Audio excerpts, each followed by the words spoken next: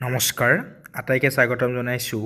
আমাৰ এই চেনেলটিত আমি ইতিমধ্যে অসমৰ বিভিন্ন জাতি জনজাতিৰ উৎসৱ পাৰ্বণৰ বিষয়ে আলোচনা কৰি আছোঁ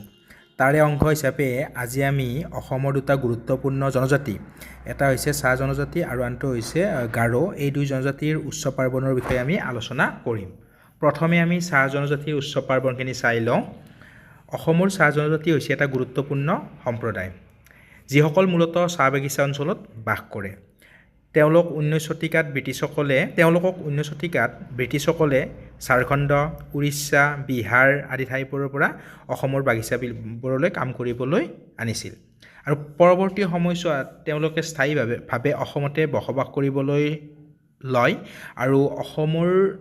জাতীয় জীৱনৰ এটা গুৰুত্বপূৰ্ণ সম্প্ৰদায় ৰূপে স্বীকৃতি পায় এই চাহ জনজাতিসকলে যিবিলাক উৎসৱ পাৰ্বণ পালন কৰে সেই উৎসৱ পাৰ্বণৰবিলাকৰ ভিতৰত প্ৰথমতে আছে কৰম পূজা চাহ জনজাতি লোকসকলে ভাদ মাহৰ শুক্লা একাদশীত এই মাহটো মনত ৰাখিব দেই পৰীক্ষাত আহে ভাদ মাহৰ শুক্ল একাদশীত কৰম পূজা পালন কৰে কৰম পূজাৰ দুটা ভাগ এটা ৰাজহ কৰম আৰু এটা জিতিয়া কৰম এই পূজাত কৰম গছৰ ডালক পূজা কৰা হয় লোকসকলে বিশ্বাস কৰে যে কৰম দেৱতাই সুখ সমৃদ্ধি মানুহক প্ৰদান কৰে গতিকে কৰম পূজা এইটো বহুত পপুলাৰ ফেমাছ কুৱেশ্যন কম্পিটিটিভ এক্সামবিলাকত যিকোনো ধৰণৰ সোধে আৰু এইটো কেতিয়া পালন কৰে আজিকালি অকণমান ডেপ্থত চাব লাগে কেতিয়া পালন কৰে ভাদ মাহত পালন কৰে শুক্লা একাদশীত ভাদ মাহটো মনত ৰাখিব আৰু নেক্সট পূজা আছে সেইটো নেক্সট উৎসৱ আছে সেইটো টুচু পৰৱ বা টুচু উৎসৱ পুহ আৰু মাঘ মাহৰ সংক্ৰান্তিৰ দিনা পালন কৰা হয় পুহ আৰু মাঘ মাহৰ সংক্ৰান্তিৰ দিনা এইটো মনত ৰাখিব আৰু টুচু পূজা নাৰীকেন্দ্ৰিক পূজা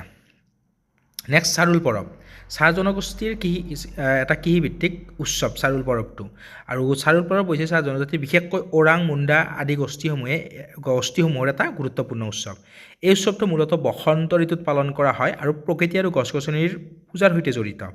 এই উৎসৱত শাল গছক বিশেষভাৱে পূজা কৰা হয় কাৰণ ইয়াক জীৱন আৰু সমৃদ্ধিৰ প্ৰতীক বুলি তেওঁলোকে গণ্য কৰে শাল গছক গাঁৱৰ পূজাৰীয়ে এই পূজা সম্পাদন কৰে গতিকে চাৰুল পৰৱটো মনত ৰাখিব নেক্সট চাহৰাই পৰৱ হৈছে অসমৰ চাহ জনজাতি বিশেষকৈ চাওতাল সমাজৰ এটা গুৰুত্বপূৰ্ণ উৎসৱ এই উৎসৱটো মূলতঃ গৰু ম'হ তথা পশুধনৰ পূজা আৰু ফচল সংগ্ৰহৰ লগত জড়িত এই পৰৱ সাধাৰণতে দেৱালীৰ পাছত পালন কৰা হয় আৰু কেইবাদিন ধৰি চলে এই সময়ত গৰু ম'হক স্নান কৰোৱা হয় সজোৱা হয় আৰু তেওঁলোকক পূজা কৰা হয় গৰু ম'হ পোহনীয়া জীৱ জন্তু যি আছে পশুধন আছে তাৰ প্ৰতি পূজা কৰা হয় চাহৰাই পৰৱ এক চৰক পূজা চ'ত মাহৰ সংক্ৰান্তিৰ দিনা এই উৎসৱ পালন কৰা হয় চৰক পূজা কেৱল চাহ জনগোষ্ঠী নহয় অসমত বাস কৰা বঙালী সম্প্ৰদায়ৰ লোকসকলেও এই চৰক পূজা আয়োজন কৰে তাত কিছুমান দুঃসাহসিক কাৰুকাৰ্য প্ৰদৰ্শন কৰা হয় এইখিনি চাহ জনগোষ্ঠীৰ বিভিন্ন গুৰুত্বপূৰ্ণ উৎসৱ পাৰ্বণ কৰম পূজা টুচু পূজা চাৰুল পৰৱ চাহৰাই পৰৱ চৰক পূজা গতিকে এইখিনি চাই ল'ব নেক্সট গাৰোসকল হৈছে উত্তৰ পূব ভাৰতৰ এটা গুৰুত্বপূৰ্ণ জনজাতি তেওঁলোক মূলতঃ মেঘালয় ৰাজ্যৰ গাৰো পাহাৰ অঞ্চলত বাস কৰে অসমৰ কিছু অংশ যেনে গোৱালপাৰা কামৰূপত গাৰো লোকে বসবাস কৰে অৰ্থাৎ ক'ব গ'লে আমি এই গাৰোসকল প্ৰধানকৈ মেঘালয়ৰ জনজাতি আৰু কিন্তু অসমতো ইয়াৰ কিছুখিনি সীমান্তৱৰ্তী অঞ্চল আছে তাত গাৰো লোকৰ উপস্থিতি বা গাৰো লোক বসবাস কৰা দেখিবলৈ পোৱা যায় এই গাৰোসকলে কিনো উৎসৱ পালন কৰে আমি চাই লওঁ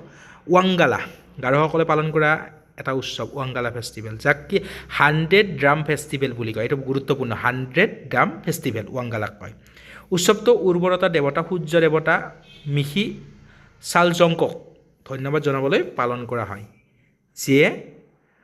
তেওঁলোকক প্ৰচুৰ শস্যৰ আশীৰ্বাদ দিছে বুলি বিশ্বাস কৰা হয় ৱাংগালা ফেষ্টিভেলটো মনত ৰাখিব গাৰোসকলৰ আৰু ইয়াক 100 ড্ৰাম ফেষ্টিভেল বুলি কয় গুৰুত্বপূৰ্ণ দেই মাংগনা মৃতকৰ আত্মাৰ শান্তিৰ বাবে অনুষ্ঠিত কৰা অনুষ্ঠান মাংগনা প্ৰত্যেকটো জাতি জনজাতিৰে কি থাকে মৃতকৰ মৃত্যুৰ পিছত তেওঁলোকৰ যি আত্মা আছে সেই আত্মাই যাতে শান্তি লাভ কৰে তাৰ কাৰণে কি বিভিন্ন অনুষ্ঠান পাতে যেনেকৈ ৰাভাসকলে ফাৰকান্তি পাতে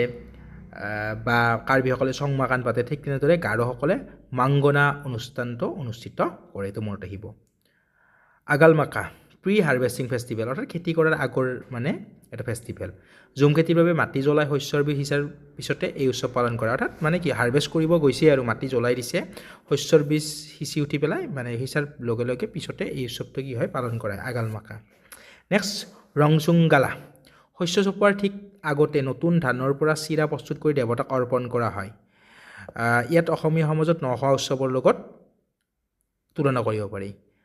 শস্য চপোৱাৰ পিছত কি কৰা হয় এইটো এই মানে তেওঁলোকে চিৰা প্ৰস্তুত কৰি তেওঁলোকে ভগৱান বা দেৱতাক অৰ্পণ কৰে গতিকে এইটো ৰংচুংগলা আগালমাকা মাংগনা ৱাংগালা এইখিনি হৈছে গাৰো সম্প্ৰদায়ৰ আৰু বাকী আমি এইফালে আছে চৰক পূজা চাৰাই পৰৱ চাৰুল পৰৱ টুচু পূজা আৰু কৰম পূজা টুচু আৰু কৰম পূজা বহুত ইম্পৰ্টেণ্ট পৰীক্ষাত আহিয়ে থাকে আৰু ইয়াৰে আপুনি এই ৱাংগালা 100 ডাম ফেষ্টিভেল এইটো মনত ৰাখিব মাংগনা আগালমাকা ৰংচুংগালা এইখিনি মনত ৰাখিব আমি আজি দুটা ট্ৰাইবৰ দুটা জনজাতিৰ বা সম্প্ৰদায়ৰ আমি লোকসকলে পালন কৰা উৎসৱ পাৰ্বণৰ বিষয়ে আলোচনা কৰিছিলোঁ যদি আপুনি এইখিনিলৈকে ভিডিঅ'টো চাইছে মোৰ চেনেলটো ছাবস্ক্ৰাইব কৰি দিব আৰু এনেকুৱা ধৰণৰ ভিডিঅ'সমূহ চাই থাকিব আজিলৈ সামৰিছোঁ পুনৰ পৰৱৰ্তী ভিডিঅ'ত লগ পাম ধন্যবাদ